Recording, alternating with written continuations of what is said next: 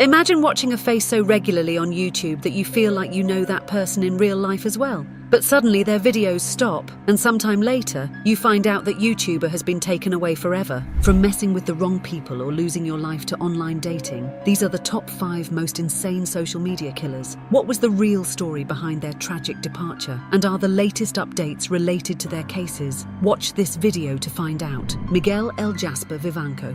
Van a llegar, 1-2, van a ver cómo está el rival, 1-2, gancho, volado, se va a caer, esto es lo que tienen que hacer, van a salir con la mano en alto, cabrones. On November 23rd, a wrapped body was found roadside on a dim road belonging to the Costa Rican syndicate Culiacan. When the officials arrived, they found out that the body belonged to none other than 29-year-old Miguel Vivanco, also known as El Jasper.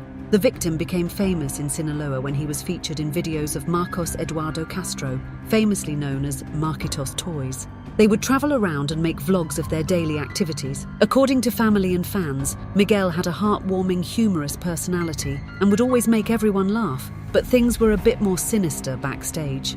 Marquitos Toys had allegedly been linked to Los Chapitos, a cartel group from the Sinaloa region. This led many to believe that this group of friends were frontmen for money laundering, and the YouTuber had bit more than he could chew. A few days before this terrible incident, his relatives reported that he had been abducted from his home at the Quila syndicate by armed men. A few days later, the police found his dead body. At the crime scene, the officials found his body covered in a sheet. Underneath, they found he had been handcuffed with a rope and blindfolded with a green ribbon. The police also found shell casings of short weapons as well as an AR-15 nearby. According to the forensic report, the victim was brutally tortured, as suggested by the bruises and the broken teeth. Furthermore, they calculated that he was shot 70 times. As we wait for the authorities to figure out who the culprits are, rumors of it being related to a cartel are on the rise, especially considering that this is the same place where the dead body of a policeman was found a few days earlier. For now, the friends and family of the victim have said their final goodbyes at the cemetery after releasing white balloons in the air. Maria de Rosario Fuentes Rubio. Maria de Rosario Fuentes Rubio was a medical doctor and a citizen journalist who met a tragic fate while trying to make her city a better place. Esa violencia en México hace que surjan iniciativas ciudadanas que también tienen su carga y bien grande de riesgo. She had volunteered as a contributor with Valor por Tamaulipas, which translates into Courage for Tamaulipas. This platform allowed users to file anonymous reports on criminal activity. The doctor used the alias Felina on Twitter to report on cartel activity in northern Mexico. She used to urge the locals to share these crimes and report on them as well. Even during the media blackout imposed by the drug cartels in 2010, she was at the forefront of journalism. Fuentes Rubio actively posted alerts that pinpointed the location of violent incidents in real time. The cartel did not like that, and on October 15, 2014, she was kidnapped in Reynosa, a Mexican border town controlled by the Gulf Cartel. The following day, a picture of her dead body was posted from her Twitter account, Amiute3, which had 9,000 followers at the time, by her killers. They also left a message for the rest of the world, which read, "My life has come to an end today. Don't put your families at risk like I did. I'm sorry. I died for nothing. They are closer on our trail than you think." The Mexican authorities began a search for her body, but it was never found. Now, her legacy remains as citizen journalists are more motivated to bring the truth to light. Mariah M.O. Wilson. Caitlin, I want you to know that I fought for Mo with everything I had that night. From the moment that I got home, I started doing chest compressions, which was the longest 10 minutes of my entire life. In 2022, Mariah Wilson, a promising young cyclist, was in Austin, Texas, for the 150-mile gravel Locos race. However, she did not know that it was her last ride. On May 11, 2022, her friend Caitlin Cash called 911 after she found her body in her apartment bathroom and tried to perform CPR. However, it was too late. When the police arrived, they found shell casings inside the apartment. The friend told the authorities that the cyclist had been with her fellow cyclist, Colin Strickland, that evening. She also mentioned that her poor friend entered the apartment around 8:26 p.m. As the investigations continued, the police found that the victim's bicycle had been thrown in the bushes near her friend's apartment. As they watched the tapes from the neighbouring security camera, they found that a black SUV had driven by the apartment right after the victim was dropped off at Cash's apartment. As Colin was the last first person the victim had met, the authorities went to him for inquiry. Hey, so, Colin, is that your first name? Yes. Hey, so, do you know Anna? Last name is Wilson. Oh, yes, I do.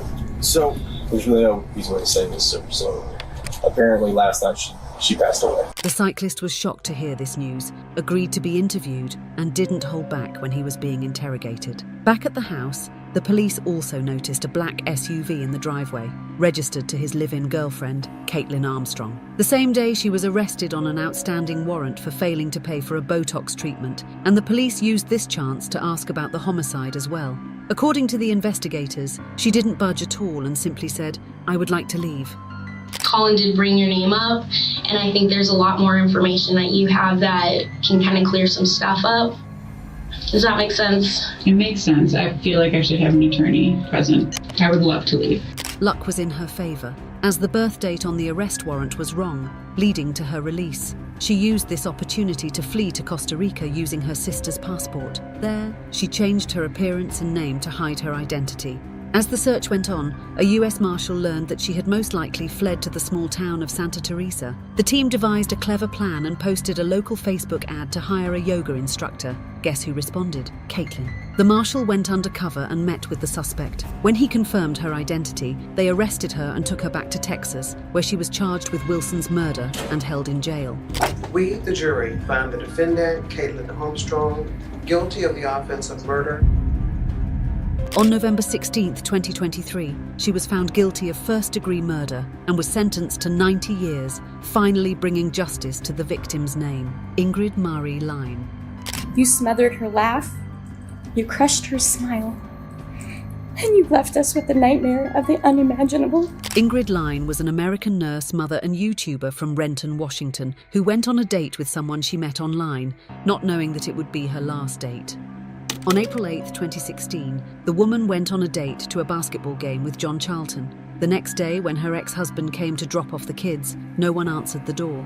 After contacting her mother, who came with a spare key, the two went inside the home where they found Lyne's personal belongings but no signs of her. She called the police to report her daughter as missing, and they discovered blood, human tissue, a pruning saw, and trash bags. On April 10th, the police found her severed body parts in a recycling bin 10 miles away from her home.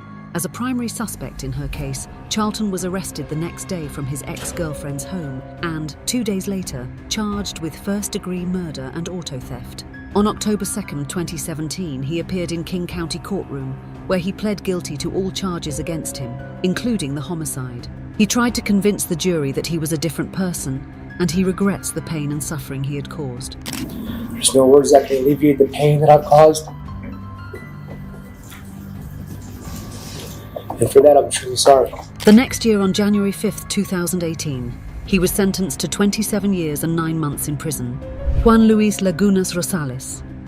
Juan Luis Lagunas was a social media star and YouTuber, also known as El Pirata de Culiacán. He was famous for his partying lifestyle and wild stunts, not aware that his actions might have grave consequences. In one of his last videos, he was seen drunk, but that wasn't unusual.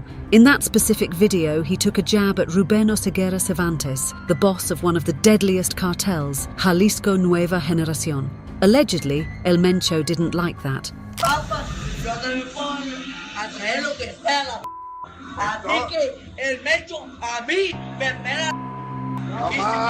On 18th of December 2017, the 17-year-old was partying with his friends at a bar in Jalisco when a group of armed men rushed inside and opened fire at the YouTuber, who died on the spot. According to the investigations, he was shot around 18 times, and the authorities had only managed to identify him by his tattoos. While the prosecutors haven't convicted El Mencho for this incident, he made it clear that he isn't the one to be messed with. That's it for today's video. What are your opinions on these cases? Will these cartels ever be held accountable? Comment down your thoughts below and give us a like. And as always, stay safe out there.